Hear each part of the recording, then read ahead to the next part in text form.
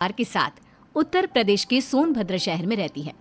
हाल ही में वो अपने बेटे श्लोक की शादी नंदिनी नाम की लड़की से करा देती है, मगर शादी के बाद अपने बेटे में आए बदलाव को वो स्वीकार नहीं कर पाती। बेटा श्लोक, आज तो ऑफिस से घर इतनी जल्दी कैसे आ गया? क्या करता माँ, नंदिनी जिद कर रही थी तो आना पड़ा। तो क्या बहू रोज ऑफिस से जल्दी आने को बोलेगी और तू आ जाएगा? ऐसी बात नहीं है माँ, दरअसल वो चाहती है कि आज हम कहीं बाहर घूमने चले, तो बस इसीलिए मैं मना नहीं कर पाया और आ गया। श्लोक की ये बातें कामना को जरा भी रास नहीं आती और वो बिना कुछ बोले अपने कमरे में चली जाती हैं। माँ के इस व्यवहार को देखकर श्लोक भी सोच में पड़ जाता है। ये माँ को अचानक क्या हो गया है? श्लोक सोच ही रहा होता है, तभी वहां नंदिनी आ जाती है। श्लोक, आप आ गए ऑफिस से? अब तुमने इतने प्यार से बुलाया तो कैसे नहीं आता। तो श्लोक साहब, आज हम डिनर भी बाहर ही करेंगे। अरे लेकिन माँ को भी साथ ही ले चलते हैं ना, वो होंगी तो और भी ज्यादा मजा आएगा। श्लोक और नंदिनी कामना के कमरे में जाते हैं। माँ आप तैयार हो जाइए, हम सब आज बाहर घूमने चल रहे हैं। क्या सच में तुम लोग मुझे भी अपने साथ लेकर चल रहे हो? तो और क्या, हम लोग आपके बिना कहीं जा सकते हैं भला? चलिए ना मम्मी जी, अब फटाफट से तैयार हो जाइए आप। कामना झट से तैयार होकर श्लोक और नंदिनी के साथ चल देती है। तीनों मार्केट के लिए निकल पड़ते हैं, जहां रास्ते में नंदिनी श्लोक का हाथ पकड़ते हुए चलती है। अपने बेटे और बहू को इस तरह साथ चलता देख कामना उन्हें टोकती है। अरे हाथों में हाथ डालकर क्यों चल रहे हो तुम दोनों? ये तुम दोनों का बेडरूम नहीं, हमारी गली है, मोहल्ला है, जहां लोग एक चीज देखते हैं और चार बातें बोलते हैं। अब भी ना मम्मी, नंदिनी मेरी बीवी है, अब उसका हाथ नहीं पकड़ूंगा तो फिर किसका पकड़ूंगा? और फिर लोगों के बारे में सोचना ही क्यों है? हाँ, अब मेरी बात कहाँ मानोगे तुम? बीवी जो आ गई है तुम्हारी। नहीं माँ जी, आप गलत समझ रहे हो। अरे रहने दे बेटा, जिस उम्र में तुम लोग हो ना, उस उम्र से मैं भी निकल चुकी हूँ, लेकिन मैंने तो कभी कोई ऐसी हरकत नहीं की। कामना की बातों से दोनों का दिल दुख जाता है और पूरे रास्ते वो दोनों एक दूसरे से दूरी बनाकर चलते हैं। अगले दिन, नंदिनी खाना बना के नहीं, बहुत भूख लग रही है। वैसे भी लाई 2 मिनट में।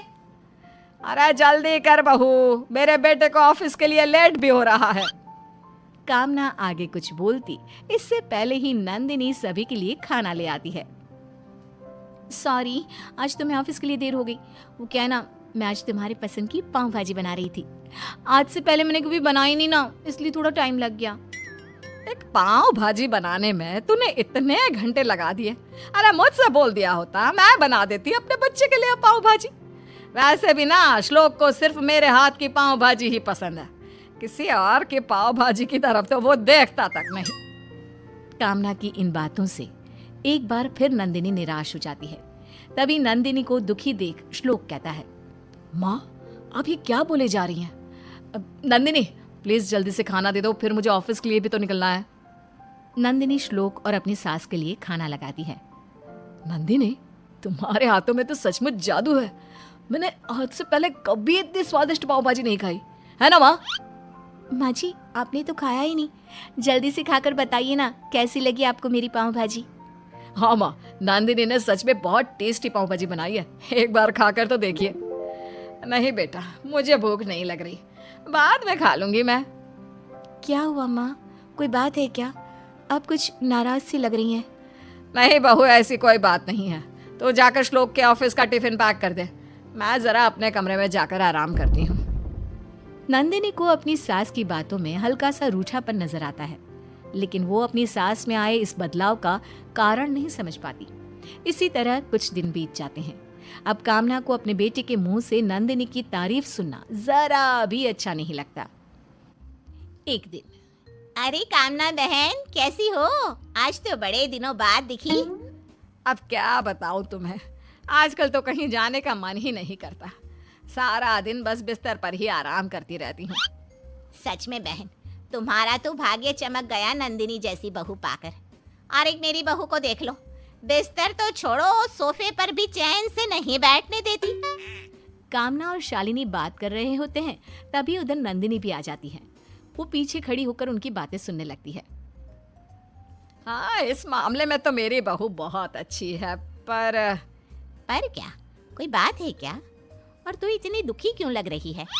अरे नहीं नहीं, बस ऐसे ही, कोई खास बात नहीं है। अब बता भी दे कामना, क्या पता मैं तेरी कोई मदद कर सकूं।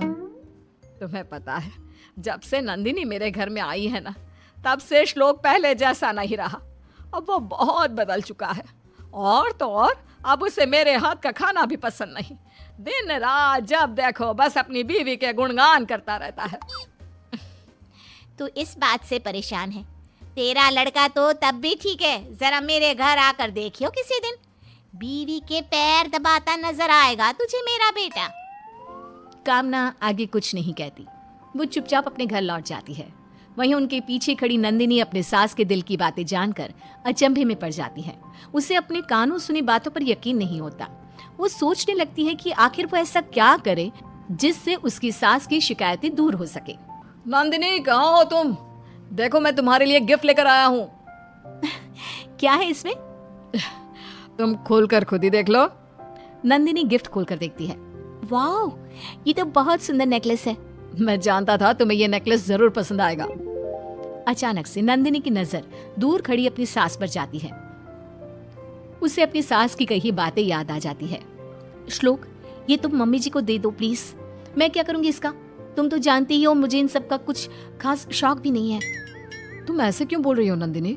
क्या तुम्हें ये हार पसंद नहीं आया? हार ठीक है, पर कुछ खास भी नहीं है। मुझे ये ज्यादा पसंद नहीं आया। आप एक काम कीजिए ना, ये हार आप मम्मी जी को दे दीजिए।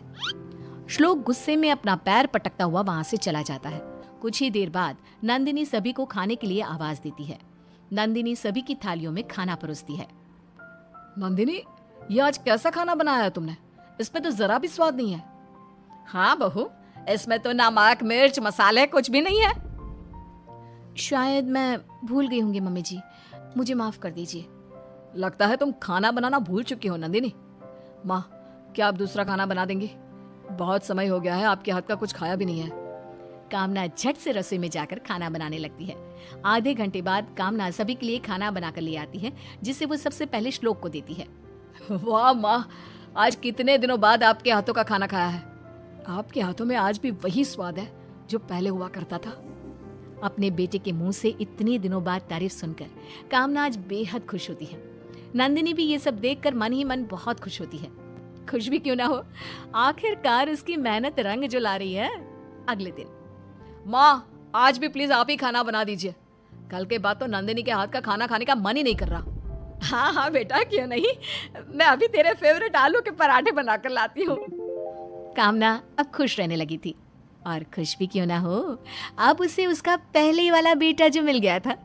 लेकिन जितना श्लोक अपने माँ के करीब आ रहा था, उतना ही वो नंदिनी से दूर होता चला जा रहा था। कामना को भी अब उन दोनों के बीच की ये दूरी खलने लगी थी। एक दिन, नंदिनी बेटा, जरा श्लोक के लिए चाय बना कर ले आ। नंदिनी चाय बनाने के लिए रसोई की तरफ जाती है, जहाँ कामना भी उसके पीछे पीछे चल देती है। जहाँ वो देखती है कि नंदिनी श्लोक की चाय में जानबूझकर चीनी की जगह नमक डाल रही थी। अरे ये क्या कर रही है नंदिनी? तुमने श्लोक की चाय में नमक क्यों मिलाया? वो माँ जी, मेरा ध्यान नहीं था। क्यों झूठ बोल रही है बहू? मैंने देखा तूने जानबूझकर चाय में चीनी की जगह नमक डाला। अब बता, तू ऐसा क्यों कर रही है? माँ जी, मैं ये सब आपके लिए ही तो कर रही हूँ। आपको लगता है ना मेरे आने के बाद से श्लोक आपसे दूर हो गए हैं, तो बस मैं उन्हें फिर से पहले वाला श्लोक बनाना चाहती थी। अपनी बहू के मुंह से ये सब सुनकर कामना की आंखें भर आती है। तुझे ये सब किसने बताया पगली? उस दिन मैं जब मार्केट जा रही थी, तब मैंने आपकी सारी बातें सुन ली थी मम्मी जी। मतलब तुम मेरे कारण अपना बसा बसाया घर तबाह करने चली थी? मुझे माफ कर दे बहू, मुझसे बहुत बड़ी भूल हो गई। मेरा बेटा तेरा पति भी है, इस बात को मैं भूल ही चुकी थी, और उसमें आए बदलाव को स्वीकार ही नहीं कर पा रही थी। लेकिन अब मुझे समझ में आ चुका है कि समय के साथ साथ ये बदलाव भी जरूरी होता है। कोई बात नहीं मम्मी जी, मुझे आपसे कोई शिकायत नहीं है। सचमुच मैं बहुत भाग्यशाली हूँ जो मुझे तेरे जैसी बहू मिली। चल अब फटाफट से श्लोक के लिए एक बढ़िया सी गर्मा गर्म चाय बना दे, और हाँ, नमक वाली नहीं, चीनी वाली। जी मम्मी जी। रसोई के बाहर खड़ा श्लोक दोनों की सारी बातें सुन लेता है और मुस्कुराकर वहां से चला जाता है। अब कामना जी को दोनों से कोई शिकायत नहीं होती और तीनों खुशी खुशी